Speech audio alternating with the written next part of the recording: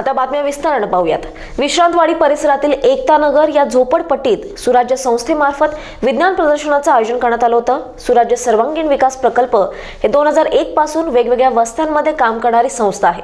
झोपडपट्टीतील मुलांना विज्ञानाबद्दल माहिती मिळावी, त्यांची विचार करण्याची शक्ती थोडी पुढच्या वाटचालीकडे वळावी या हेतूंनी या संस्थेने वस्तीमध्ये विज्ञान प्रदर्शनाचं आयोजन केलं होतं। या प्रदर्शनासाठी 180 प्रोजेक्ट बनवले गेले होते। एका प्रोजेक्टसाठी 2 विद्यार्थ्यांची टीम बनवून 360 विद्यार्थी या प्रदर्शनासाठी सहभागी झाले होते। प्रोजेक्टमध्ये वेगवेगळे विषय मांडण्यात आले होते। यामुळे प्रत्येक विद्यार्थी हा जास्तीत जास्त विज्ञानाकडे, शास्त्रज्ञाकडे कसा ओढला जाईल, तसेच गावातील वस्तीमधील अडचणी विज्ञानामार्फत कसे सोडवता येतील या हेतूने ही सुराज्य संस्था काम करते। आज आपल्यासोबत सुराज्य प्रकल्पाचे प्रमुख आहेत, त्यांच्याशी आपण वार्ता करूया। सर, आपण नमस्कार। आज जे प्रदर्शन झाले, जवळजवळ सरांनी सांगितल्याप्रमाणे 300-350 प्रकल्पात सहभागी झाले। वेगळे प्रकल्प जे वस्तीमध्ये किंवा गावामध्ये बऱ्याच समस्या येतात की ते समस्या सोडवण्यासाठी विज्ञान काय करू शकतं, तर त्याचे वेगळे प्रकारामध्ये एक प्रकल्प आम्ही आज जो बक्षीस दिला की पुणे शहरामध्ये 2 व्हीलरची संख्या खूप प्रचंड आहे आणि अपघाताची संख्या जास्त वाढल्यामुळे अपघात झाले की मृत्यू पावतात। त्याचं उत्तर काय शोधलं तर याच वस्तीतल्या मुलांनी जर असं एक मॉडेल तयार केलं की जर हेल्मेट जर घातलं नाही तर ती गाडी सुरू होणार नाही।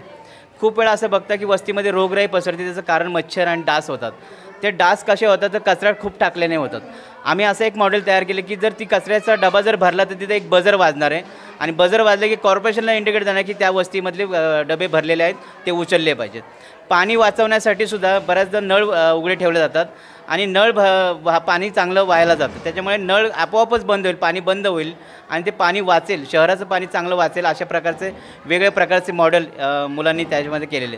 स्मार्ट सिटीचा प्रकल्प मुलांच्या विचारानं कसा दिसला पाहिजे तोही प्रकल्प या ठिकाणी आपण या ठिकाणी मांडलेला आहे।